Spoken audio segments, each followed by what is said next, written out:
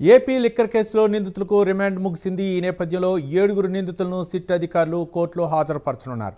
Liquor కేసులో remand ఖైదీలుగా Kesireddy Rajasekhar Reddy, Chanakya, ఫైలా Dilip, Sajjala Sridhar Reddy, Dhanunjaya Reddy, Krishnamohan Reddy, Balaji, Govindappa జిల్లా జైల్లో ఉన్నారు. వీరిని భారీ భద్రత నడుమ కోర్టుకు తరలించనున్నారు.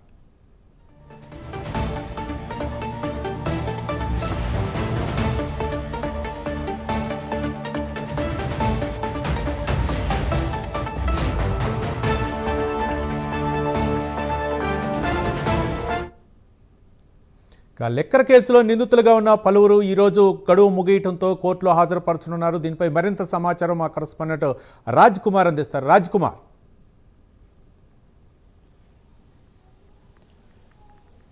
రవి, ఏదైతే ఆంధ్రప్రదేశ్లో సంచలనంగా ప్రస్తుతం కావచ్చు ఇప్పుడున్నటువంటి తాజా పరిస్థితుల్లో లిక్కర్ స్కామ్ కేసు అనేది ప్రస్తుతం అందరి వైపు కూడా, అంటే ఈ లిక్కర్ స్కామ్ కేసు వెనకాల ప్రధానంగా సూత్రధారి ఎవరు, పాత్ర పోషించింది ఎవరనే దానిపైన కూడా ప్రధానంగా సిట్ అధికారులు దర్యాప్తు చేస్తున్నటువంటి నేపథ్యంలో దీనికి సంబంధించి ఇప్పటికే దాదాపుగా 7 నుంచి 8 మందిని ఇప్పటికే అదుపులోకి తీసుకున్నట్లు కూడా తెలుస్తోంది. రాజ్ కసిరెడ్డితో పాటు దాదాపుగా ఉన్నటువంటి ప్రభుత్వంలో ఉన్నటువంటి పెద్దలు, క్రియాశీలకంగా వహించినటువంటి వారు, ఆడిటర్లు, అకౌంటెంట్స్, అదేవిధంగా చాలామంది ఇందులో ఇన్వాల్వ్ అయి ఉన్నారు. కాబట్టి దాదాపుగా 3,500 కోట్ల అవినీతి జరిగిందనేది సిట్ దగ్గర ఉన్నటువంటి ఆరోపణల నేపథ్యంలో దీనికి సంబంధించి ఇప్పటికే పలువురుకు ఇంకా నోటీసులు ఇచ్చేటువంటి క్రమంలో ఇంకా దీని వెనక ఎవరెవరు ఉన్న దానిపైన కూడా ప్రధాన సిట్ అధికారులు ఫోకస్ చేస్తూ ఉన్నారు.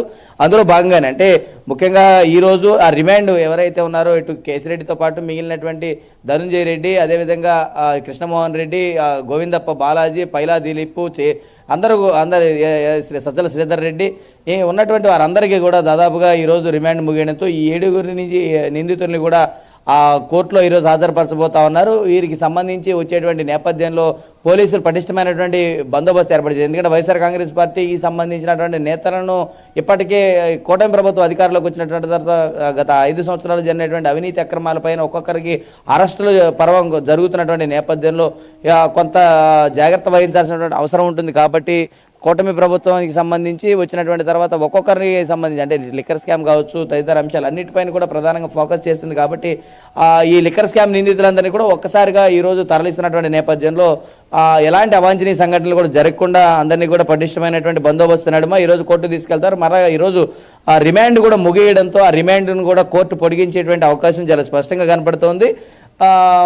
మళ్ళీ అంటే ఈరోజు రాజ్ కేసిరెడ్డికి సంబంధించి ఆ బెయిల్ పిటిషన్ కూడా విచారణకు వచ్చేటువంటి అవకాశం ఉంది. కాబట్టి మరి చూడాలి, ఈరోజు కోర్టుకి తీసుకొచ్చినటువంటి తర్వాత న్యాయమూర్తి ముందు ఏదైనా ఈ రిమాండ్ను పొడిగించేటువంటి అవకాశం ఉంది, ఏదైనా బెయిల్ని ఏదైనా పరిగణలోకి తీసుకుంటారా, ఇంకా ఏదైనా తదితర సమస్యలు ఏదైనా అక్కడ ఉన్నటువంటి నిందితులకు ఏదైనా ఉన్నాయా అనేటువంటి దానిపైన కూడా ఈరోజు ప్రధానంగా విచారణ జరిగేటువంటి అవకాశం ఉంది. కాబట్టి చూడాలి ఏ విధంగా ఈ కేసుకి సంబంధించిన అంశాలు ఏ విధంగా ముందుకెళ్తాయని కూడా వేచి చూడాల్సిన అంశం ఉంది. Ravi, right, thank you Raj Kumar.